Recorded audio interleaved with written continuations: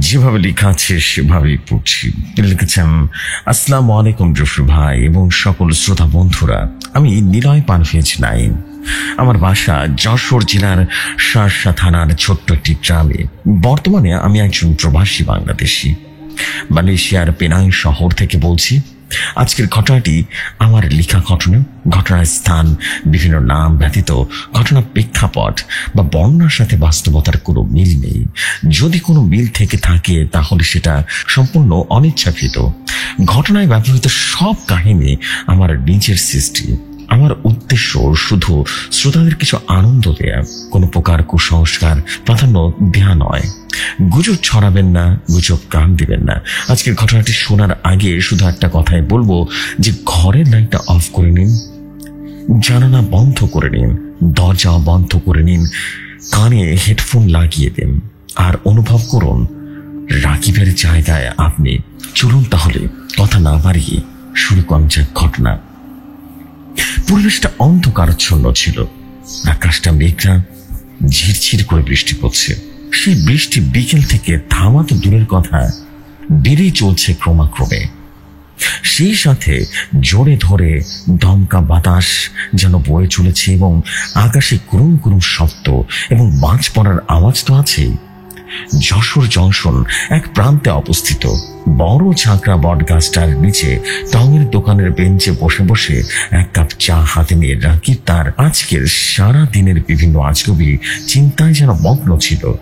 এই শীতল পরিবেশ এবং গড়ি গড়ি বৃষ্টির মাঝে এমন একটা নিরিবিলি জায়গায় বসে বসে গরম চা খেতে বেশ ভালোই লাগছিল। রাকিব একটু তার ঘড়িটার দিকে তাকিয়ে খেয়াল করলো আর দেখলো 7:30 বাজে। সে খুলনা থেকে ছেড়ে আসা রাতের লাস্ট বেনাপোল লোকাল ট্রেনের জন্য বসে আছে। ট্রেন আসবে 7:45 এবং হাতে মোটামুটি এখনো 15 মিনিটের মতো সময় আছে।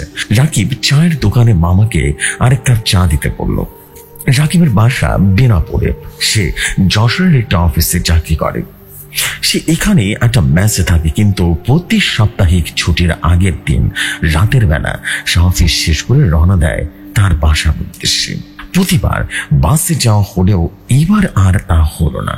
এমনিতে তো অফিস থেকে বের হতে আর বেশি দেরি হয়ে গেছে, তার মধ্যে আবার এই ঝিরিঝিরি বৃষ্টি। বাস কি পাবে নাকি পাবে না, এক প্রকার সন্দেহ নিয়েই সে ট্রেনে যাবার সিদ্ধান্ত নিল।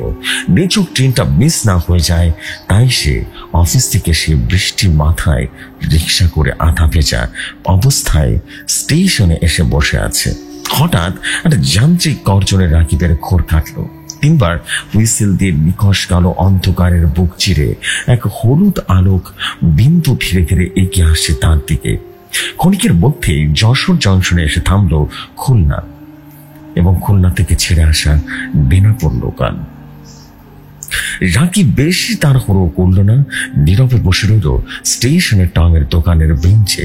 কেননা সে জানে ট্রেনটি এখানে প্রায় 15 মিনিট থেমে 8টার দিকে ছাড়বে। আর যেহেতু রাতের ট্রেন, তাই যাত্রী সংখ্যাও খুবই কম। ট্রেনটা একবার হুইসেল দিতেই আর বৃষ্টিটা একটু কমতেই রাকিব তাড়াতাড়ি টঙের দোকানের মামাকে তার পাওনা পরিশোধ করে হাতে থাকা অফিস ব্যাগটা কোনো রকমে মাথার উপর দিয়ে দৌড় দিল ট্রেনের উদ্দেশ্যে। রাতের লাস্ট ট্রেনের লাস্ট বগির একদম শেষের সিটটা বেছে নিল সে। এমনিতেই রাকিবের নিরিবিলি পছন্দ, তাই সে স্টেশনের লাস্ট বগিটাই বেছে নিল। নামমাত্র কয়েকজন লোক আছে সেই বগিতে। রাকিব একা একা সিটে বসে আছে জানালার ধারে। পকেট থেকে ফোনটা বার করে ক্যান্ডি ক্রাশ গেম খেলতে খেলতে কখন যে ঘুমিয়ে পড়েছে সে সেটা নিজেই জানে না। হঠাৎ রাকিবের ঘুম ভেঙে গেল। ট্রেনের হুইসেল, ট্রেনটি দ্বিতীয়বারের মতো হুইসেল দিয়ে হালকা হালকা হেল তুলে আবারও চমতে শুরু করলো। রাকিব ট্রেনের জানালা দিয়ে আবারও বাইরের দিকে উকি দিয়ে বুঝতে পারল ট্রেনটা যশোর জংশন থেকে ছেড়ে রীতিমতো ঝিকরা গাছা স্টেশনে কিছুক্ষণ দাঁড়িয়ে আবারও চলতে শুরু করেছে। রাকিব তার বাকি ঘুমটা পূরণ করার জন্য আবারও চোখ বন্ধ করবে এমন সময় আধ খোলা চোখে একটা দৃশ্য দেখে রাকিবের ঘুম তো দূরের কথা, তার হোশটা পর্যন্ত খানিকের জন্য উড়ে গেল। রাকিব তার সিট থেকে উঠে রীতিমতো বগির মাঝে হেঁটে হেঁটে প্রত্যেকে সিট চেক করলো, না কোথাও নেই, পুরো বগিতে কোথাও নেই। একটু আগে এত কোলাহল, এত মানুষের ভিড় এক নিমিষে যেন এক কোন আকস্মিক কারণে এক নিমিষে গায়েব হয়ে গেছে। রাকিব ভেবে উঠতে পারছে না যে মাত্র একটা স্টেশন পার হতে না হতেই সম্পূর্ণ বগি ফাঁকা হয়ে গেছে। যদিও রাকিবের একটু নীরবতা পছন্দ করে, তা এক ঝড় বৃষ্টির রাতে এমন ঠান্ডা শীতল ঝড় হাওয়া এবং এই ট্রেন স্টেশনের বগিতে এই শুনশান নীরবতা রাকিবের বেশ অস্বস্তি হতে লাগলো। রাকিব এসব ভাবা বাদ দিয়ে তার সিটে গিয়ে বসে তার ফোনটা হাতে নিতে যাবে এমন সময় আরেকটা জিনিস দেখে দ্বিতীয়বারের মতো রাকিবের শির টানা দিয়ে শীতল স্রোত বয়ে গেল। রাকিবের সম্পূর্ণ শরীরের গায়ের লোম দাঁড়িয়ে গেল। রাকিব দেখলো তার সামনে সিটে কালো চাদর মুড়ি দিয়ে টান টান করে শুয়ে আছেন একজন। এমনিতে ট্রেনের ভেতরে কোনো আলো নেই, তার মধ্যে আবার লোকটা কালো একটা চাদর মুড়ি দিয়ে ঘুমাচ্ছে মরার মতো করে, তাই হয়তোবা রাকিব তখন খেয়াল করতে পারেনি। রাকিবের হাঁসফাঁসের কারণে কিনা জানি না, তবে লোকটার ঘুম ভেঙে গেল। লোকটা তার সেই কালো চাদরটা আবারও গায়ে জড়িয়ে সিটের উপরে সোজা হয়ে বসে পড়ল। লোকটার মুখটা সঠিক খেয়াল করে উঠতে পারল না রাকিব, তাই ওসব দিকে খেয়াল না করে রাকিব নিস্তব্ধতা ভাঙলো বা নীরবতা ভেঙে বলে উঠল, আমি তো বেনাপোল স্টেশনে নামবো চাচা, তা আপনি কোন স্টেশনে নামবেন বলুন তো? লোকটা ভাঙা ভাঙা অথচ গম্ভীর গলায় পড়ে উঠল, আমি তো সামনে নামবো, কিন্তু তোমার তো আর ঘরে ফেরা হলো না, তোমাকে তো আমার সাথে যেতে হবে বাবা। হ্যাঁ। রাকিব তখন এক প্রকার হেসে বলল, আপনার সাথে মানে বুঝলাম না চাচা, আপনি কি ছেড়ে দাও নাকি? হ্যাঁ, এই বলে রাকিব হাসতে শুরু করলো। লোকটি তখন আবারও ভাঙা ভাঙা কণ্ঠে বলে উঠল, না বাবা, আমি ছেলে ধর, তবে বেনাপোল লোকালের এই শেষ যাত্রায় যারা এই সফর করে তারা তো আর ঘরে ফিরে যায় না, তাদের তো আমার সাথেই যেতে হয়। রাকিব তখন আবারও হাসতে শুরু করলো আর বলল, ভালো বলেছেন চাচা, আপনার কথা শুনে অনুপম রায়ের একটা গানের কথা খুব মনে পড়ে গেল, আমার জন্য আলো জ্বলো না কেউ, আমি মানুষের সমুদ্রে শুনেছি তো, স্টেশন চত্বরে হারিয়ে গেছি, শেষ ট্রেনে ঘরে ফিরবো না, না না না। এইটা বলে রাকিব মুচকাটা হেসে লোকটার দিকে তাকালো। আজব তো, লোকটার কোনো ভ্রুক্ষেপ নেই। লোকটা বলল, সমস্যা নেই খোকা, তুমি যখন আমার জায়গায় থাকবে আর তোমার জায়গায় যখন অন্য কেউ, তখন তুমি শুনিও এই গানটা, কেমন? হঠাৎ ট্রেনটা ঝাঁকুনি দিয়ে ধীরে ধীরে গতি হারাতে শুরু করলো। লোকটা তখন হাসতে হাসতে বলল, এই জায়গায়, ঠিক এই জায়গায় আমি কাটা পড়েছিলাম ট্রেনের তলে, তাই ট্রেনটা একটু ঝাঁকুনি খেয়ে তার গতিটা থামাতে শুরু করেছে। রাকিবের হাস্যোজ্জ্বল মুখটা এবার বনীন হয়ে গেল। এক অজানা আতঙ্ক এবং ভয় উকি দিতে লাগলো রাকিবের মনের গহ্বরে। রাকিব বলে উঠল, আপনি আপনি আমাকে ভয় দেখানোর জন্য এসব বলছেন তাই না চাচা? হ্যাঁ। তখন লোকটা অট্ট হাসি দিয়ে মেতে উঠল আর বলল, না, আমি ভয় দেখাচ্ছি না, এই শেষ ট্রেনের যারাই আসে তাদের কারো মুক্তি নেই, যাই করো না কেন কোনো লাভ হবে না। রাকিব তখন কি করবে বুঝে উঠতে পারছে না, স্বপ্ন দেখছে না কি সত্যি হচ্ছে সেটাও বুঝতে পারছে না। রাকিব এক প্রকার তার চোখ দুটো ভালো করে ঢুলে নিল। এবার সামনে দেখলো কেউ নেই সেখানে। রাকিবের মাঝে ক্ষণিকের জন্য একটু প্রশান্তি হলো। রাকিব ভাবলো হয়তো সে ভূত দেখেছে, এখানে কেউ নেই সে ছাড়া। রাকিব এবার তার সিটে বসে নিজেকে স্বাভাবিক করার চেষ্টা করতে লাগলো। সে ভাবলো এখন যদি কারোর সাথে ফোনে কথা বলা যেত তাহলে স্বাভাবিক হয়ে যেত। যেই ভাবা সেই কাজ। রাকিব পকেট থেকে ফোনটা বার করে ফোনের কল লিস্টে গেল। প্রথমে নিলয়ের নাম্বারটা ভেসে এসেছে। আসলে ট্রেনে ওঠার আগে সে নিলয়ের সাথে কথা বলে তাই ট্রেনে উঠেছিল। সে আবারও নিলয়কে ফোন দিল। নিলয় রাকিবের খুব কাছের একজন বন্ধু। রাকিব জানে সত্য ব্যস্ততা থাকলেও নিলয় তার ফোন উপেক্ষা করবে না। নাম্বারটাতে ফোন দিতে রিং হতে লাগলো। রিসিভ হওয়ার সাথে সাথে রাকিব বলল, দোস্ত আমি রাকিব। দোস্ত, আমার না ভীষণ ভয় করছে রে, জানিস? একটু আগে ফোনের অপর প্রান্ত থেকে মানুষের কোনো কথা বলার অপেক্ষা না করে রাকিব কথাগুলো যেন গড় গড় করে বলতে শুরু করলো। তবে সে বেশিক্ষণ কথাগুলো বলতে পারল না। ফোনের উপাস থেকে আবার সে ফ্যাস ফ্যাসে কণ্ঠটি ভেসে উঠল, বলেছিলাম না কোনো লাভ হবে না, মুক্তি নেই, কারো মুক্তি নেই। এই বলেই লোকটা আবারও অট্টহাসি দেওয়া শুরু করলো। রাকিবের ফোনটা ট্রেনের বগির ফ্লোরে পড়ে গেল। রাকিব হন্তদন্ত করে মাথা ঘুরিয়ে ট্রেনের ভেতরে যেন কাউকে খোঁজার বৃথা চেষ্টা করছে। এমন সময় হঠাৎ করে রাকিবের সামনে এসে বিচ্ছিরি দেখতে লোকটা চলে এলো, একদম মুখের কাছে, নজরের সামনে। কিন্তু এ কি দেখলো রাকিব? এ তো মানুষ নয়, এটা সাক্ষাৎ এক নরকঙ্কাল। রাকিব আকস্মিক ভয়ে এক পা পিছিয়ে গেল। রাকিব কি করবে বুঝে উঠতে পারছে না। এই ঝড় বৃষ্টির রাতে রাকিব একা একা দাঁড়িয়ে আছে ট্রেনের ভেতরে ডিম লাইটগুলো যেন কোনো বিপদ সংকেত আন্দাজ করে সে যে বন্ধ হয়েছে আর জ্বলেনি। ঝড় বৃষ্টি আর অন্ধকারের ঘনঘটা এত শীতল পরিবেশকেও রাকিবের শরীরে ভয়ে রীতিমতো ঘাম যেন টপ টপ করে পড়তে লাগলো। ঝড় তো দূরের কথা, বৃষ্টিটাও যেন থামার কোনো গন্ধ নেই। পুরো প্রকৃতিটা যেন কোনো এক মৃত্যু খেলায় মেতে উঠেছে। তারই মাঝে হালকা হালকা বিদ্যুৎ চমকানোর আলো রাকিবে দেখলো লোকটার শরীরের মাংসের কোনো অস্তিত্ব নেই। কিছু কিছু জায়গায় হাড়ের গায়ে লেগে আছে শুকনো চামড়া আর মাংস। লোকটা দাঁড়িয়ে আছে ট্রেন থেকে বের হবার দরজার মুখে। রাকিব ভাবলো, যা হয় হবে, লোকটাকে একটা ধাক্কা দিয়ে ফেলে দিয়ে দরজাটা বের করে পালিয়ে যেতে হবে। এই ট্রেন থেকে যত দূরে যাওয়া যায় চলে যেতে হবে। এখনই মোক্ষম সুযোগ, ট্রেনটা এখনো দাঁড়িয়ে আছে। যে ভাবা সেই কাজ। রাকিব রীতিমতো দৌড়ে গেল দরজার দিকে, উদ্দেশ্য ট্রেন থেকে ধাক্কা দিয়ে ফেলে দিয়ে রীতিমতো দরজা দিয়ে পালাবে। কিন্তু এটা কি হলো রাকিবের সাথে? রাকিব লোকটাকে ছুঁতে পারলো না। রাকিব লোকটাকে ধাক্কা মারার জন্য হাত বাড়ালো, কিন্তু রাকিব লোকটার ভেতরে পড়ে গেল, ট্রেনের বাইরে একটা ঝোপের ভেতরে। রাকিব আর নিজেকে এক মুহূর্ত ভাবার সুযোগ না দিয়ে দৌড়ানো শুরু করলো। ফসলি জমির মাঝখান দিয়ে দৌড়ানো শুরু করলো।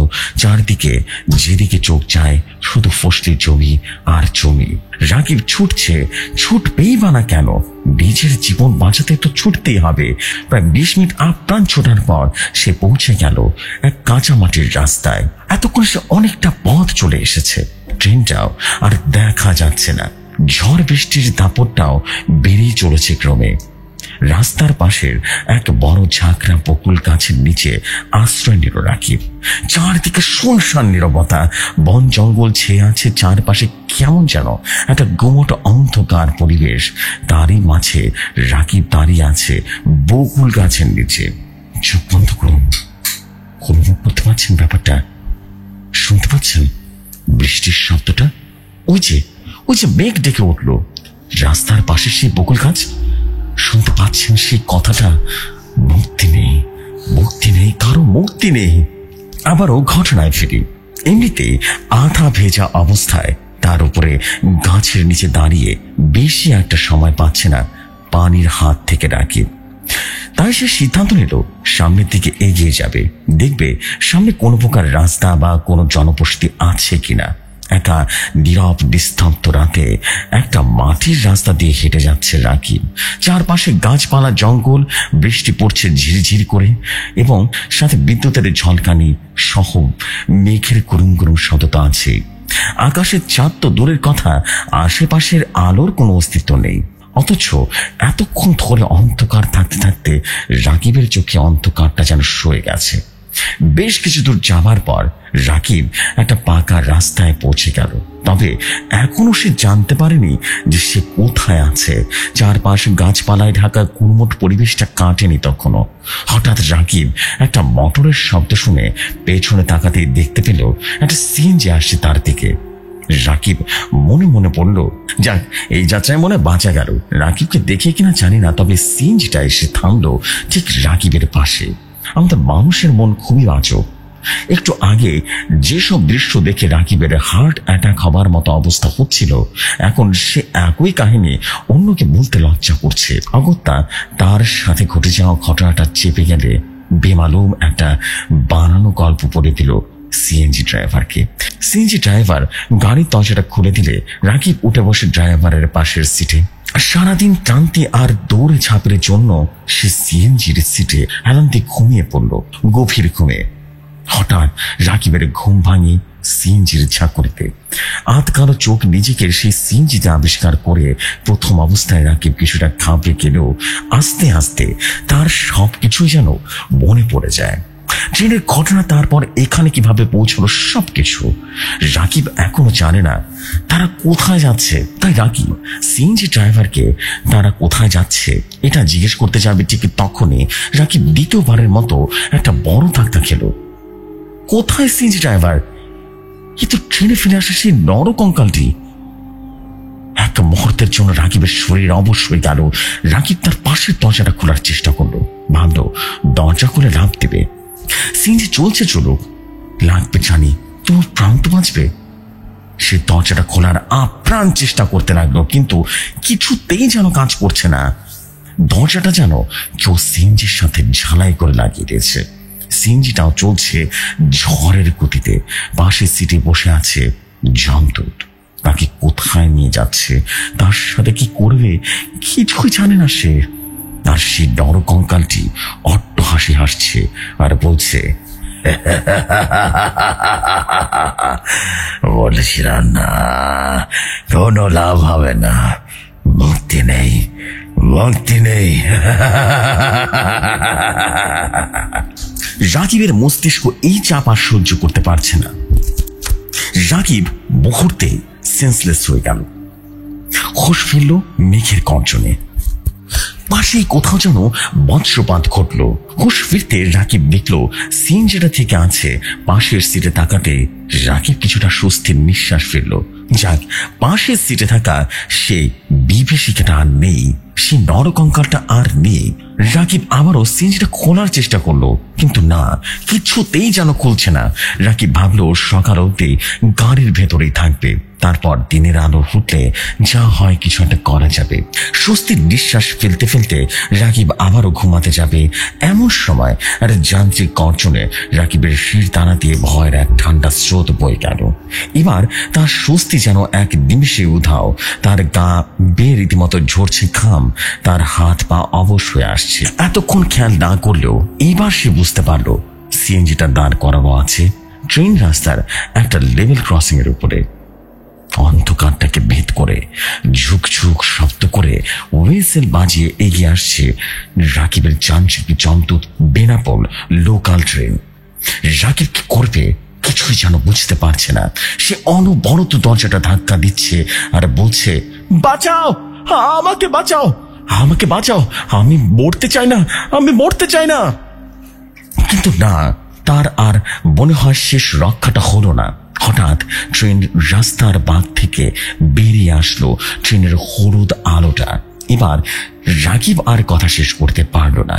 সে কথার শক্তি হারিয়ে ফেলেছে, নড়াচড়াও আর করতে পারছে না। ক্রমশ হলুদ আলোটা এগিয়ে আসছে তার দিকে। সিএনজিটার জানালা ভেদ করে আলোটা যেন ঝলসে দিচ্ছে রাকিবের চোখ। তারপর খুব জোরে একটা আত্মচিৎকার, তারপর সবকিছুই অন্ধকার। খুলনা থেকে ছেড়ে আসা বেনাপোল লোকাল ট্রেন রাতের গাড়িতে খুলনা থেকে উঠেছিল সাকিব খান। যেতে হবে সেই বেনাপোল লাস্ট স্টপেজে। তাই সারা দিন কষ্ট না করে সারা রাত ঘুমিয়ে ঘুমিয়ে যাবে বলে রাতে ট্রেনটা ধরা। কিন্তু কয়েকটা স্টেশন পার করতে না করতেই যখন দেখলো ট্রেনের বগিতে সে এবং তার সামনের সিটে বসে থাকা একটা লোক ছাড়া আর কেউ নেই, তখন লোকটার মধ্যেও বেশ ভালোই রকমের ভয় জমে গেল। এক কথায় দুটো কথা লোকটা বলতে শুরু করলো তার সাথে নাকি একটা ঘটনা ঘটেছিল এই বেনাপোল লোকাল ট্রেনের রাতের গাড়িতে। তারপর লোকটা সুন্দর করে ফ্যাঁস ফ্যাঁস গলায় এত বড় ঘটনাটা শোনালো। ঘটনা শুনে সাকিব খান নামের সেই লোকটা হাতটা রীতিমতো ধরতে ধরতে বলল, এ ভাই, তুমি অনেক ভালো ঘটনা বলতে পারো। বলছি কি, আমার তো একটা প্রতিষ্ঠান আছে। হ্যাঁ, আমি আসলে এই ঘটনাটা আমার সেই প্রতিষ্ঠানে শেয়ার করতে চাই। হঠাৎ করে সাকিব লক্ষ্য করলো তার একটা হাত লোকটার হাত ভেদ করে তার আরেক হাতকে সম্পূর্ণভাবে স্পর্শ করছে। মাঝখানে লোকটার হাত যেন গায়েব হয়ে গেছে। তখন ট্রেনের বগিতে হালকা ঝাঁকুনি অনুভব করলো সাকিব। তখনই সামনে বসে থাকা লোকটি বলল, এই জায়গায়, ঠিক এই জায়গায় আমি কাটা পড়েছিলাম, তাই ট্রেনটা একটু হোঁচট খেয়ে তার গতিটা কমাতে শুরু করেছে আর কি। সাকিব তখন কি করবে কিছুই যেন বুঝে উঠতে পারছে না। হঠাৎ ট্রেনের ভেতরে থাকা আলো আধারে হালকা কাঁপুনি দিয়ে উঠলো, আর ঠিক অতটুকু সময়ের ভেতরে লোকটা মুহূর্তে গায়েব হয়ে গেল। সাকিব শুনতে পেল কেউ যেন গুনগুন করে গান গাইছে, আমার জন্য আলো ছিল না কেউ, আমি মানুষের সমুদ্র গুনেছি ঢেউ, এই স্টেশন চত্বরে হারিয়ে গিয়েছি, শেষে ট্রেনে ঘরে ফিরবো না না। আর কানে বাজতে থাকে একটাই শব্দ, মুক্তি নেই, কারোর মুক্তি নেই। আজকের ঘটনাটি এই অবধি। ঘটনাটি কেমন লেগেছে জানাতে ভুলবেন না। খুব শীঘ্রই ফিরবো আপনাদের মাঝে। ততদিন পর্যন্ত সবাই ভালো থাকুন। মোস্ট ইম্পর্টেন্টলি ভৌতিকতার সাথে থাকুন। আমি নিলয় পারভেজ 9 বিদায় নিচ্ছি আজকের মতো। আল্লাহ হাফেজ। ও, একটা কথা বলতে ভুলে গিয়েছি, শুনতে পাচ্ছেন তো সেই শব্দটা? মুক্তি নেই, কারোর মুক্তি নেই।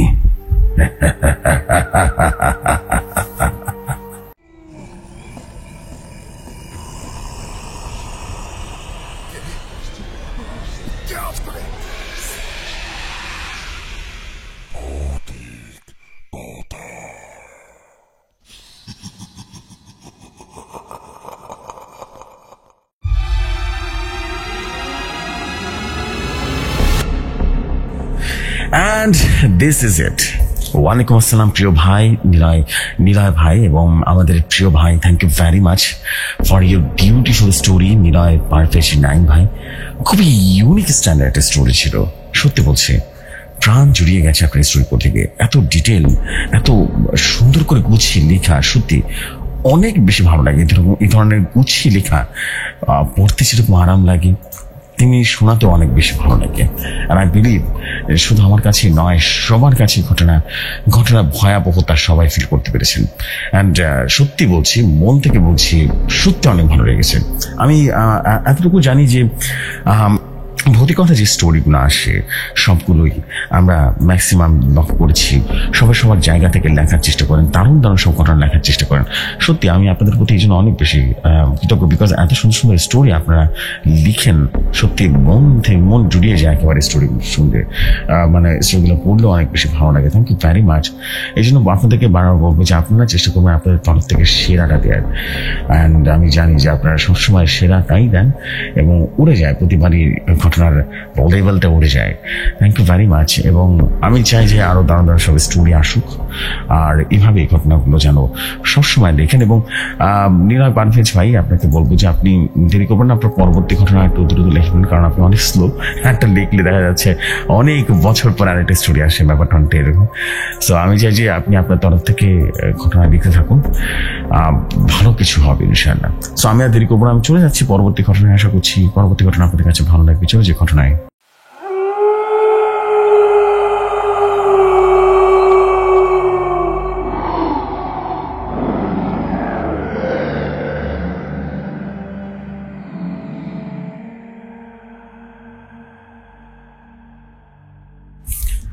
ঘটনাটা আমার কাছে যেভাবে এসেছে আমি ঠিক সেভাবে পড়ছি। আসসালামু আলাইকুম জফর ভাই, আশা করি আল্লাহর রহমতে অনেক ভালো আছেন আর ভালোর তরেই আছেন। ভৌতিকতায় এই ঘটনাটা নিয়ে আমার 4টি ঘটনা শেয়ার করা হলো। এর জন্য জানাই জফর ভাইকে অবিরাম ভালোবাসা।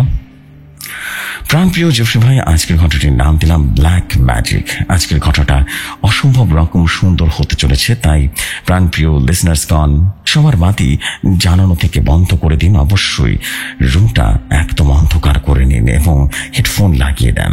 বেশি কথা না বলে চলে যাই আজকের ঘটনায়। বলছেন বরাবরের মতোই সামাদ কবিরাজ। দাদু ভাই, আজকে যে ঘটনাটা বলবো কিন্তু অনেক বেশি ভয়ঙ্কর, লোমস্য, কতটা নিকৃষ্ট হতে পারে মানুষ আজকের ঘটনাটাকে বুঝতে পারবে। দুঃখিত জেফরি ভাই ঘটনাটার মধ্যে কথা বলার জন্য। কি ভাবছেন লিসেনার্স, গত ঘটনাটা ঘটেছিল জাফর সাহেবের ছেলের সাথে, আর জাফর সাহেবের ছেলের নাম হলো রাহাত উদ্দিন। ঘটনাটা বোঝার সুবিধার্থে বলছেন জাফর ভাই, হুজুর আমার ছেলে এলাকার মধ্যে অনেক ভালো ছিল, পড়াশোনার দিক দিয়েও সে একদম ভালো স্টুডেন্ট ছিল। ধীরে ধীরে তার পড়াশোনাটা শেষ করে একটা জব করতো।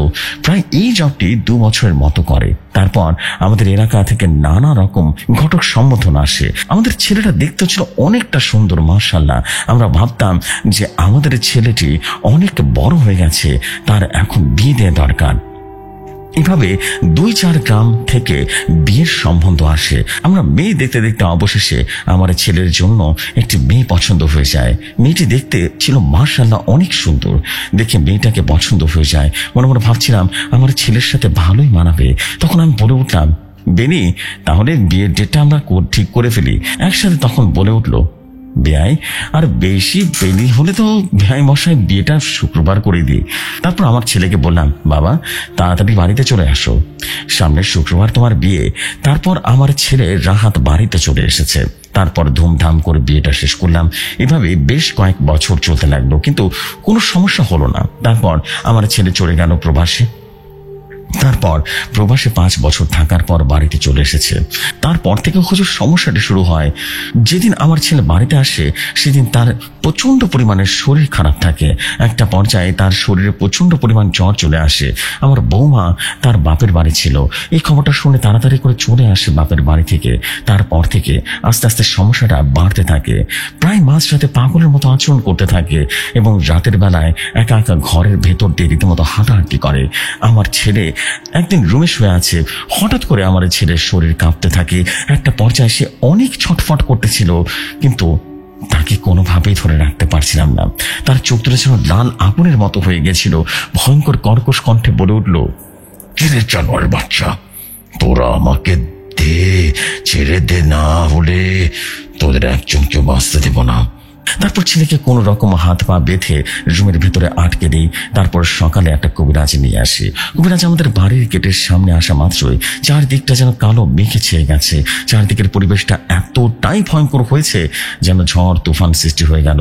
কবিরাজ যখনই আমাদের বাড়ির ভেতরে প্রবেশ করবে, পা দেওয়া মাত্রই 20 হাত দূরে রীতিমতো ছিটকে পড়ে গেল। সাথে সাথে কবিরাজটি প্রচন্ড ব্যথায় কুকড়াতে লাগলো আর বলল, এই কাজ আমি পারবো না, আমার দ্বারা সম্ভব না, আপনার অন্য কোন কবিরাজ দেখান। আপনাদের বাড়িতে ভয়ঙ্কর জিন চালান করা হয়েছে, আপনার অনেক বড় ক্ষতি হয়ে যাবে, তাড়াতাড়ি কোনো বড় কবিরাজ দেখান। একে একে এইভাবে অনেক কবিরাজ দেখালাম, কিন্তু কোনো লাভ হলো না। সব কবিরাজ একই কথা বলে চলে যায়, এটা আমার দ্বারা সম্ভব নয়। দিন দিন আমার ছেলের অবস্থা আরো ভয়ঙ্কর হতে লাগলো আর বিড়বিড় করে কথা বলতে লাগলো আর বলল, পেরে জাফর কবিরাজ আনবি, কোনো লাভ হবে না, আমার কথা শোনার সাথে সাথে চলে যাবে। একদিন রাতে শুয়ে আছে, আমার ছেলে রুম থেকে কচমচ কচমচ করে কি যেন খাওয়ার আওয়াজ আসছিল। সাথে সাথে বৌমার চিৎকার রীতিমতো বের হয়ে বলল, বাবা তাড়াতাড়ি আসেন, এই জায়গায় আপনার ছেলে কি করে দেখেন না, আমাকে বাঁচতে দেবে না। ওই দেখেন বিছানার উপর বসে আছে, ছাগলের মাথা চিবিয়ে চিবিয়ে খাচ্ছে। কি ভয়ঙ্কর বিচ্ছিরি সে দৃশ্য, আমি দেখে রীতিমতো স্তব্ধ হয়ে গেছিলাম। দেখি আমার ছেলে ছাগলের মাথা তার মুখের ভেতরে দিয়ে রীতিমতো চিবিয়ে চিবিয়ে খাচ্ছে আর বলছে, পেরে জাফর খাবি নাকি? ছাগলের মাথা অনেক মজা, তাজা রক্ত, খাবি নাকি? ধর খা। এই বলে চিবিয়ে চিবিয়ে খাচ্ছে, তার মুখ বেয়ে রক্ত গড় গড় করে পড়ছে। তারপর দরজাটা খুলে সোজা বাইরে বেরিয়ে গেল এবং ফ্রিজের ভেতরে অনেকগুলো মাংস রাখা ছিল। ফ্রিজ খুলে রীতিমতো মাংসগুলো বসে বসে চাবিয়ে চাবিয়ে খাচ্ছে। খেতে অনেক মজা ছিল। তারপরে দেখি হঠাৎ করে আমার ছেলে অজ্ঞান হয়ে পড়ে গেল। প্রত্যেকদিন একই রকম কাজ করতে থাকে। আমরা সকলে মিলে তাকে রীতিমতো শিকল দিয়ে এক রুমে বন্দি করে রাখলাম। এভাবে চলতে থাকলে আমাদের সবাইকে শেষ করে দেবে সেই শয়তান পিশাচ। প্রায় তার রুম থেকে মধ্যরাতের হাসির শব্দ ভেসে আসতে শুরু করলো, আমাকে ছেড়ে দে, আমাকে ছেড়ে দে, না হলে তোদের কাউকে বাঁচতে দেব না। একদিন আমার বউ তার রুমে ঢুকে যেই না খাবার দিবে, তার হাতে কোনো শিকল নেই, সে ভয়ঙ্কর ভাবে হাসতে থাকে, তার মোটা কণ্ঠে বলতে থাকে, আমাকে বেঁধে রেখেছিস, এর পরিণাম কি হয় দেখ। তার মায়ের চিৎকারে আমি সোজা দৌড়ে যাই, দেখি তার মায়ের মাথা থেকে দেহটা আলাদা করে ফেলেছে। দেখার সাথে সাথে একটা চিৎকার মারি, মাথাটা কচমচ করে চিবিয়ে চিবিয়ে খাচ্ছে, বুক ছিঁড়ে কলিজা বের করে আনছে আর বলছে, যে রে জাফর, কলিজা খাবি? কলিজা, অনেক তাজা কলিজা খাবি, অনেক মজা, দে ধর খা দেখি দে। আমি দেখলাম তার মুখ বেয়ে রীতিমতো টপ টপ করে রক্ত পড়ছে এবং আমার স্ত্রীর নিথর দেহটা মাটিতে পড়ে আছে। তারপর প্রতিবেশী এসে দেখলো এই অবস্থার সাথে সাথে সেখানে আমি অজ্ঞান হয়ে পড়ে যাই। তারপরের দিন আমার ছেলেকে আবারও শিকল দিয়ে বেঁধে রেখেছিলাম। ভালো কবিরাজের সন্ধানে গিয়েছিলাম, কিন্তু কোনো কবিরাজ এই ঘটনাটা শুনে আসতে চায়নি। অনেক দুঃখ ভরা মন নিয়ে বাড়ির দিকে আসছিলাম, বাড়ির সামনে এসে দেখি ফকির ঘুরঘুর করছে। এই বাড়ির কাউকে বাঁচতে দেবে না, তাড়াতাড়ি পালাও জাফর, তাড়াতাড়ি পালাও, এমনটা বলল। আর বলল, একটারে মেরে ফেলেছে সে শয়তান, জাফর ভালো চাইলে এদের পালিয়ে যাও, পালিয়ে যাও। তখন ফকিরকে বলে উঠলাম, কি যা তা আবল তাবল বলছেন, আর আপনি বা কে? আপনি কিভাবে বা জানেন এটা বেড়ে ফেলেছে? সাথে সাথে সে পাগলটি বিড়বিড় করে কি জানি বলল, এরপরে চলে গেল আর বলল, আপনার সামনে অনেক বড় বিপদ আসছে। তারপর ফকিরটাকে আর কোথাও খুঁজে পেলাম না। অনেক চেষ্টা করলাম, কিন্তু তারপরেও কোথাও খুঁজে পেলাম না। সে কোথায় জানি চলে গেছে। হুজুর, তারপর আমার এক আত্মীয়ের কাছ থেকে আপনার পরিচয়টা পেয়ে আপনার কাছে চলে এসেছি। হুজুর, কিছুটা করুন, হুজুর করুন না। এরপর সামাদ কবিরাজ বললেন, জাফর ভাই, কোনো চিন্তা করবেন না, ইনশাল্লাহ কালকে আমি যাবো আপনাদের বাড়িতে, নিশ্চিন্তে থাকেন। এখন আপনি বাড়িতে চলে যান। তারপর আমি আমার বন্ধু শাহজিনকে স্মরণ করলাম। কি সুগন্ধ তার, কি সুন্দর সুগন্ধ, চারিদিকটা যেন ভরে গেল, মন মাতানো সুঘ্রাণ। আমার মনের ভেতর প্রশান্তি অনুভব করলাম। আকাশ থেকে এক আলোক রশ্মি আমার সামনে এসে হাজির হলো। সে আলো থেকে বেরিয়ে এলো এক জুব্বা পরিহিত সুদর্শন যুবক। কি মায়াবী তার চেহারা, যে কেউ দেখে রীতিমতো প্রেমে পড়ে যাবে। এবং নোরে নোরে আলোকিত হয়ে গেল, মিষ্টি এক কণ্ঠে সালাম দিল আর বলল, আসসালামু আলাইকুম, কেমন আছো বন্ধু? অনেকদিন পর স্মরণ করলে, তার কারণ কি? তখন আমি বুঝকে হাসি দিলাম আর বললাম, ওয়ালাইকুম আসসালাম, আপনাকে স্মরণ করেছি বিশেষ একটা কাজের জন্য। তখন শাহজিন বলে উঠলো, জানি তুমি কি বলবে, তাহলে শোনো বন্ধু। বলছেন শাহজিন, জাফরের উপরে কালো জাদু করা হয়েছে, ভয়ঙ্কর এক কালো জাদু। এই কালো জাদুটি করেছে জাফরের ছেলের বউ। জাফরের ছেলে রাহাত যখন প্রবাসে চলে যায়, তখন তার বউ এক ছেলের সাথে পরকীয়ায় লিপ্ত হয়ে যায়। একটা পর্যায়ে রাহাতের বউ ওই ছেলের প্রতি আকৃষ্ট হয়ে যায়। এই ছেলে ছাড়া আর কেউ বাঁচবে না। তারপর ওরা দুজন মিলে একটা পর্যায়ে অনেক অশ্লীল কাজে লিপ্ত হয়ে যায়। এভাবে বেশ কয়েক বছর চলতে থাকে। যখনই রাহাতের বাড়িতে আসার সময় হয়, তখনই তারা দুজনেই সিদ্ধান্ত নিল রাহাতের উপরে কালো জাদু করবে। রাহাতের আসার এক মাস আগে তারা দুজনেই রীতিমতো তান্ত্রিকের কাছে চলে যায়। তান্ত্রিকের নাম ছিল বাবু তান্ত্রিক। আর সে বাবু তান্ত্রিকের কাছে যাওয়ার পর সমস্ত ঘটনা তারা খুলে পড়ল। তান্ত্রিক কিছুক্ষণ চুপ করে থাকার পর বলে উঠল, তারা যে রাহাতের উপরে কালো জাদু করবি, এতে তোর দুজনের মধ্যে একজনের জীবন চলে যেতে পারে। তখন তাদের মধ্যে থেকে একজন বলে উঠল, বাবা, আপনি কাজ করেন, আমি জীবন দিতে রাজি আছি।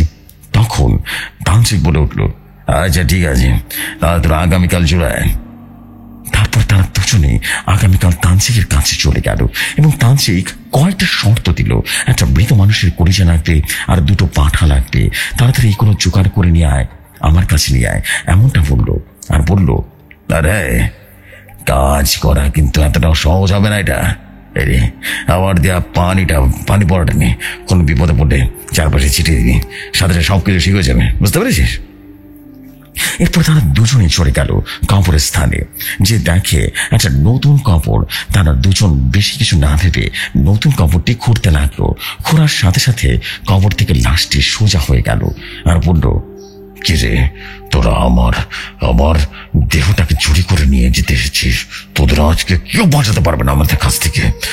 চারিদিকে সেই অপরগুলো যেন ঘুরতে লাগলো এবং হাওয়ার বেগে তাদের দুজনের উপরে তুলে একটা আছাড় মারলো, আর তারা দুজনেই ছিটকে পড়ে গেল, বেশ হাত দূরে পড়ে গেল। সাথে সাথে তারা ব্যথায় কাতরাতে লাগলো। তারপর তারা তান্ত্রিকের দেওয়া পানিটি চারদিকে ছিটিয়ে দিল। আবুটি হাওয়ায় বিনাশ হয়ে গেল। তারপর তারা সেই লাশের কলিজাটি ছিঁড়ে যাওয়ার জন্য রওনা দিল। পেছন থেকে ঘূর্ণিঝড় সৃষ্টি হয়ে গেল আর আওয়াজগুলো ভেসে আসলো, তোরা আমার কলিজা দিয়ে যাস না, আমার কলিজা নিয়ে যাস না। তার ভয় না পেয়ে সোজা চলে গেল তান্ত্রিকের কাছে।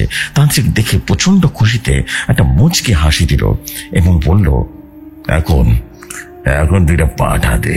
তখন তারা দুটো পাঠা নিয়ে চলে আসলো। তান্ত্রিক বলল, তোদের কাজ হয়ে যাবে, কিন্তু যদি কোনোদিন এই বানটা কাটে তাহলে কিন্তু তোকে মরতে হবে, সাথে কিন্তু আমারও মরতে হবে। এ বলে দিলাম, কোনো তান্ত্রিক বা কবিরাজ যদি বাড়ির আশেপাশে দেখো, সাথে সাথে আমার কাছে নিয়ে আসবি। যা, তোদের কাজ হয়ে যাবে, বুঝলি? যা। বুঝলে বন্ধু, এই হচ্ছে ঘটনা। আমি বলে উঠলাম, বন্ধু তাহলে এখন কি করবো? কিছু একটা উপায় বের করে দাও, কালকে তো বলে রাখিছি আমি জাফরের বাড়িতে যাবো। তখন আমার বন্ধু বলে উঠলো, সামাদ, কাজটা জটিল, কিন্তু যতটা সহজ ভাবছো ততটাই কঠিন। কিন্তু বাবু কবিরাজ বা বাবু তান্ত্রিক কিন্তু কোনোভাবেই এই কাজটা করতে দেবে না, কেননা তার জীবনের সবচেয়ে ভয় আছে। চারিদিকে শত শত জিন পিশাচকে পাহারা রাখছে। যখনই তুমি যাবে তখনই কিন্তু তার সাথে টের পেয়ে যাবে। তাই বলছি, কাজটি অনেক সতর্কতার সাথে করতে হবে। ভুল হলে কিন্তু তোমার জীবন চলে যেতে পারে। এখন আসি বন্ধু, কালকে দেখা হবে, ভালো থেকো তুমি, আর নিজের খেয়াল রেখো। তখন আমি বললাম, ঠিক আছে বন্ধু, কাল দেখা হবে। কেন, কিভাবে কি হবে সব কিছু জানাবে। এই বলে মনে মনে কিছুক্ষণ ভাবতে লাগলাম, কেমন করে পারে তারা নিজের বউ, নিজের স্বামীকে কালো জাদু করতে। ভাবতে ভাবতে কখন যে ঘুমিয়ে পড়েছি। হঠাৎ মাঝরাতে ঘুমের মধ্যে একটা স্বপ্নে দেখলাম, অজানা এক কোহিনে পথে রীতিমতো রাস্তা দিয়ে চলতে চলতে এমন ভাবে অনেকক্ষণ কথা বলছি। অনেকক্ষণ চলতে চলতে একটা পর্যায়ে চারিদিকে পরিবেশটা এতটাই নিস্তব্ধ হয়ে গেল, নিজের ছায়াটা মতো দেখা যাচ্ছে না। অনেকক্ষণ হাঁটার পর দেখি সামনে একটা জঙ্গল, আর তার চারপাশে রয়েছে নদীর। স্বপ্নের মধ্যে নদীটা পার হলাম এবং সামনে অনেকটা পুরাতন একটা মাদ্রাসার গেটের সামনে থেকে একটা বৃদ্ধ দাঁড়িয়ে আছে। বৃদ্ধাটি বলে উঠলো, বাবা, এখানে তুমি কি করো? এই মাদ্রাসা তো অনেকদিন ধরে পরিত্যক্ত হয়ে পড়ে আছে, কেউ তো আসে না এখানে। তুমি কি কারণে আসছো? এই মাদ্রাসাটা অনেক ভয়ঙ্কর, তুমি চলে যাও, এখান থেকে চলে যাও। হঠাৎ করে আমার সামনে এসে সে বৃদ্ধাটি হাওয়ায় মিলে গেল। চারদিকের পরিবেশটা কেমন যেন ভয়ঙ্কর হয়ে গেল। হঠাৎ করে দেখি দেখো মাদ্রাসাটার গেট আপনি খুলে গেল। মাদ্রাসাটির ভেতর থেকে প্রবেশ করলাম এবং প্রবেশ করে দেখি সামনে একটা পুকুর। মাদ্রাসার রুমগুলোর দিকে তাকাতেই দেখলাম লতা পাতাদের রুমটা পুরোপুরি ভরে গেছে। পুকুর পাড়ের দিকে একটা বিশাল বড় বট গাছ আছে। হঠাৎ দেখি সেই বট গাছের ডালগুলো যেন কাঁপছে, চারিদিকে ঘূর্ণিঝড়ের মতো হচ্ছে। এতটাই বাতাস যে আমি ঠিকঠাক মতো দাঁড়াতে পারছি না। যেই না আমি পুকুর পাড়ের দিকে পা বাড়াতে যাবো, ঠিক তখনই দেখি একটা বিশাল দেহের অপূর্ব আমার দিকে তাকিয়ে আছে। তার মাথার ছিল রীতিমতো নেকড়ের মতো, তার মাথা দিয়ে দুটো শিং বেরিয়ে আছে আর মুখ ভর্তি লোম। তার মুখের ভেতরে লম্বা লম্বা দুটা দাঁত বেরিয়ে এলো। তার চোখ দুটো লাল আগুনের মতো জ্বলজ্বল করছে। সে ভারী এক কণ্ঠে বলে উঠলো, কিরে সামাদ কবিরাজ, তোর তো অনেক সাহস, তাহলে আমার সাথে বোকাবেলা করে দেখা। এই বলে রীতিমতো অপরটি আমার উপরে ঝাঁপিয়ে পড়লো। আমার প্রাণ বাঁচানোর জন্য যেই না মাদ্রাসার রুমের ভেতরে ঢুকবো, দরজার ভিতরে অনেক ডাকার পরেও দেখি রীতিমতো দরজাটা খুলে গেল। কিন্তু দেখার জন্য যেটা দেখলাম সেটা দেখার জন্য মোটেও প্রস্তুত ছিলাম না। দেখি সে বৃদ্ধাটা রুমের ভেতরে বসে আছে আর খিলখিল করে হাসতে লাগলো আর বললো, সামাদ কবিরাজ, তুই নাকি আমাদের মারবি? তাহলে আগে নিজের জীবন বাঁচিয়ে ফিরে দেখা।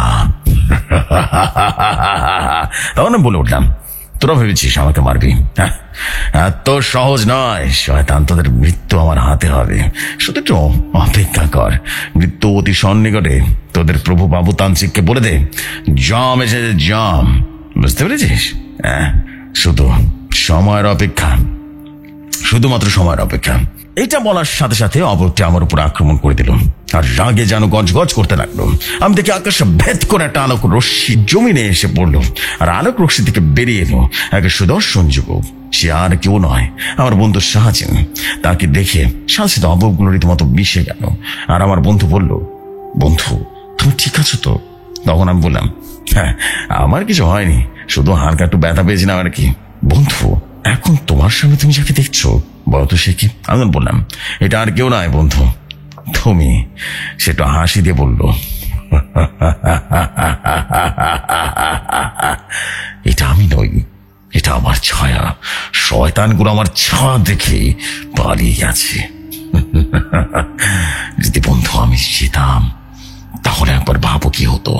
তখন আমি বললাম, সত্যি এটা আপনার ছায়া ছিল? এইটা কিভাবে সম্ভব? এটাই সম্ভব। এখন আমি আমার রাজ্যে আছি, আমার ছায়া সব সময় তোমার পাশে থাকবে, তুমি চিন্তা করো না সামাদ। আসসালামু আলাইকুম প্রাণপ্রিয় জেফরি ভাই। অনেক ব্যস্ততার মাঝেও ঘটনাটি লিখে উঠলাম। আজকের জন্য এতটুকুই পেয়েছি। অনিচ্ছাকৃত বহু ত্রুটি হলে ক্ষমার সুন্দর দৃষ্টি দেখবেন। ঘটনাটা আরো গুছিয়ে লিখতে পারতাম, কিন্তু সময়ের অভাবে পারিনি। ইনশাআল্লাহ শীঘ্রই নতুন এক ঘটনা নিয়ে আসবো। ততদিন পর্যন্ত সবাই ভালো থাকুন, সুস্থ থাকুন। আমার নাম মোহাম্মদ ইয়াকিন ইসলাম। আসসালামু আলাইকুম, ভালো থাকবেন সবাই।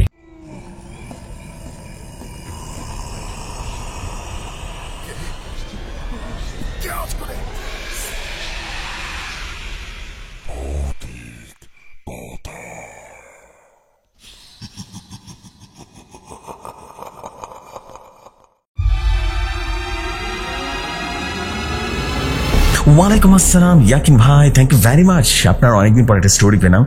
এই স্টোরিটা বেশ ভালো ছিল অ্যান্ড বেশ এনজয় করেছি। আমি প্রতিটা সময় এনজয় করেছিলাম, বেশ ভালো লাগছিল ভাই। থ্যাংক ইউ ভেরি মাচ আপনার স্টোরির জন্য। অ্যান্ড আই বিলিভ যে শুধুমাত্র আমার কাছে নয়, ইনশাল্লাহ সবার কাছে স্টোরিটা বেশ ভালো লাগবে। স্টোরি ডিউরেশন বলেন, স্টোরি টেলিংটা বলেন, সবকিছু খুব সুন্দর ছিল। All over a class story ছিল। Thank you very much, thank you very very much. And I hope আপনাদের সবার কাছে স্টোরি অনেক বেশি ভালো লেগেছে। অ্যান্ড ভালো লাগলে ডেফিনেটলি আপনারা কমেন্ট করে জানাবেন। দিস ইজ দ্য বেসিক্যালি ইট। আমি আরেকটা যেটা করতে চাই সেটা হচ্ছে আপনাদেরকে দারুণ দারুণ আরো কিছু ঘটনা শোনাতে চাই, বিকজ আমার কাছে কিন্তু একটা স্টোরি আছে। ইনশাআল্লাহ এই স্টোরিটা আপনাদের কাছে অনেক ভালো লাগবে। চলুন শুরু করি পরবর্তী ঘটনা।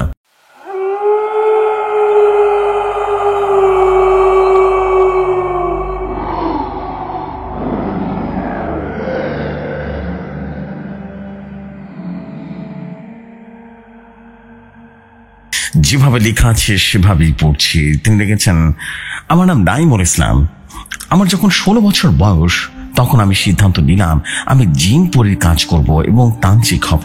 তো আমি খুব খোঁজাখুঁজি করে একজন মুসলিম হুজুরের কাছে গিয়েছিলাম এবং তিনি আমাকে কবিরাজি শিক্ষা দিতে রাজি হয়। কিন্তু আমি তার সাথে কাজ করি 2 বছর, কিন্তু আমার মনে হয় আমার আরো শিক্ষা শিখতে হবে। তো তারপর আমি আরেক কবিরাজ বের করি যে কিনা খুব ভয়ঙ্কর ছিল। আমি তার কাছ থেকে শিক্ষা নিলাম। 3 বছরের মতো শিক্ষার সাধনা পূর্ণ করলাম। দ্বিতীয় গুরুজি বলল, তুমি তোমার এতদিনে প্রায় প্রথম গুরুজি এবং আমার বিদ্যার বয়স কত বছর হলো? আমি বললাম 5 বছর। তখন ওস্তাদ বলল, আমার বয়স হয়েছে, আমি এখন কবিরাজ আগের মতো করতে পারি না, আমার কাজ তোমাকে ধরে রাখতে হবে। কিন্তু তোমার বয়স তো অনেক কম, তার মধ্যে অবিবাহিত ছেলে, তুমি যে শ্মশানে যেও না, হ্যাঁ কবরস্থানে যেও না। আমি বললাম, তাহলে আমি কখন যাব শ্মশানে? গুরুজি তখন বলল, তোমার সাথে জিনগুলো আছে, তারাই সময় করে তোমাকে বলে দিবে। আমি বললাম, আমার সাধনা পূর্ণ, আমি তো পারবো কবরস্থানে এবং শ্মশানে যেতে। গুরুজি তখন বলল, এত বেশি বোঝো না, আমি যা বলছি তুমি তাই করো, ঠিক আছে? কিন্তু আমি গুরুজির কথা না শুনে চলে আসলাম এবং এসে পড়ি কিছুদিন পরে আমি জানতে পারি একজন হিন্দু লোক আত্মহত্যা করে মারা গেছে। আমি ভাবলাম আজকেই যাব শ্মশানের। রাতে আমি প্রস্তুত হলাম শ্মশানে যাওয়ার জন্য। আমি চলে গেলাম শ্মশানে। আমি যখন শ্মশানে পা দিতে যাব তখন আমার শরীরের লোম দাঁড়িয়ে গেল, কারণ জীবনে প্রথম ছিল শ্মশানে যাওয়াটা। আমার কানের কাছে কে একজন এসে বলল, এখানে কিসের জন্য এসেছিস? চলে যা। আমি বললাম, যতই ভয় দেখাস, আমি আমার কাজ শেষ করে তবে যাবো। আমি যখন কলিজার জন্য কবরে হাত দিলাম তখন আমি উঠতে পারছিলাম না। মনে হচ্ছিল যেন আমার হাতটা কেউ ধরে রেখেছে, এবং হাতটা খুব ঠান্ডা ছিল। আমার বুঝতে বাকি রইল না যে আমার হাতটা ওই আত্মহত্যা করা লাশটা ধরে আছে। আমি তখন মঞ্চ পড়তে রইলাম, কিন্তু কোনোভাবেই কোনো কাজ হলো না। আমি বুঝতে পারলাম এটা অতি ভয়ঙ্কর কোনো ঘটনা। তখন আমার দুষ্ট জিন এবং ভালো জিনকে দিয়ে ওই আত্মাটাকে আটকে বেঁধে রাখি, এবং আমি তাড়াতাড়ি করে কয়লা এবং কলসটা নিয়ে চলে আসি।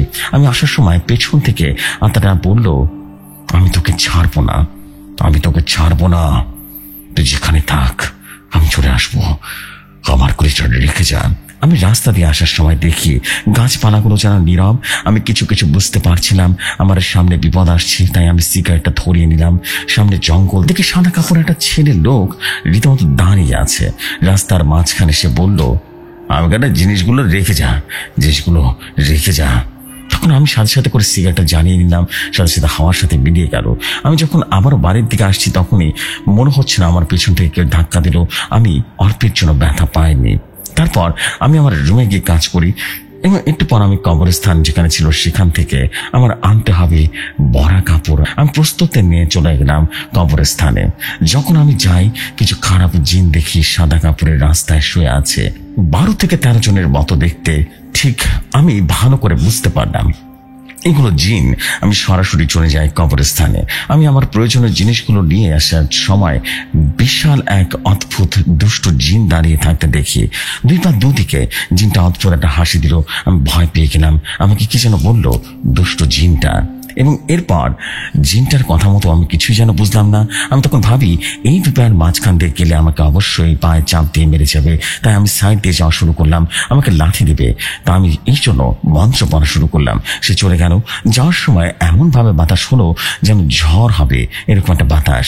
কিছু দূর আসার পরে দেখি একটা মানুষ রাস্তার পাশে দাঁড়িয়ে আছে। আমাকে বলছে, ভাই সিগারেট হবে? আমি বললাম, ভাই অপরিচিত লোককে আমি সিগারেট দিই না, কিন্তু লোকটা আমার খুব সন্দেহ লাগলো। লোকটার প্রতি আমি বুঝতে পারছিলাম না লোকটা যেটা আত্মা। আমি বললাম, ভাই রাত 2টা বাজে, আপনি এখানে কি করেন? তখন বলল, ভাই আমার কিছু জিনিস লাগবে, একটা লোক নিয়েছে, আমি তার কাছ থেকে পেলে চলে যাব। আমি তখন বললাম, এত রাতে নিতে এসেছেন? কিন্তু আমি তো বুঝতে পারিনি যে লোকটা আসলে আত্মা। আমি বাড়ি যাচ্ছি, সে আমার সাথে সাথে যাচ্ছে। আমার একটু সন্দেহ হলো। লোকটা শুধু বলল, এই ব্যাগে শুধু কি আছে বলুন না। তখন আমি ভাবলাম, ব্যাগে তো যে জিনিসটা আছে সেটা পেলে অনেক ঝামেলা হয়ে যাবে। তখন আমি সিগারেটটা ধরাবো, সাথে সাথে ধরাতে দিচ্ছে না। সে বলল, ভাই আমার জিনিসগুলো পাওয়ার পর সিগারেটটা ধরিয়ে খান। আমি বুঝে গেলাম যে এই আত্মা। আমি পায়ে থেকে তাকে শিওর হয়ে গেলাম। আমি বললাম, কোথা থেকে এসেছিস বলতো? আত্মাটা বলল, তুই যে কবর থেকে নিয়ে এসেছিস না ওই জিনিসগুলো, ওটাই আমার কবর ছিল। আমি বললাম, তুই কিভাবে মারা গেলি? তখন সে আত্মাটা বলল, আমার খুব কষ্ট করে মারা গিয়েছে। আমার ছেলের সম্পত্তির লোভে আমাকে বিষ প্রয়োগ করে মেরেছে। আমাকে কষ্ট দিতে চাস? আমি বললাম, তোর জিনিসগুলো আমি তোকে দিয়ে দিব, কিন্তু আমার একটা শর্ত আছে। আত্মাটা বলল, কি শর্ত? আমি বললাম, আমার সাথে তোর কাজ করতে হবে। আমি যখন তোকে ডাকবো তখন তুই হাজির হবে। আত্মাটা রাজি হলো। তারপর আমি কবরস্থানে গিয়ে সেই জিনিসগুলো দিয়ে আসলাম। এই ছিল ঘটনা। যদি ভালো লাগলে পড়ে শোনাবেন।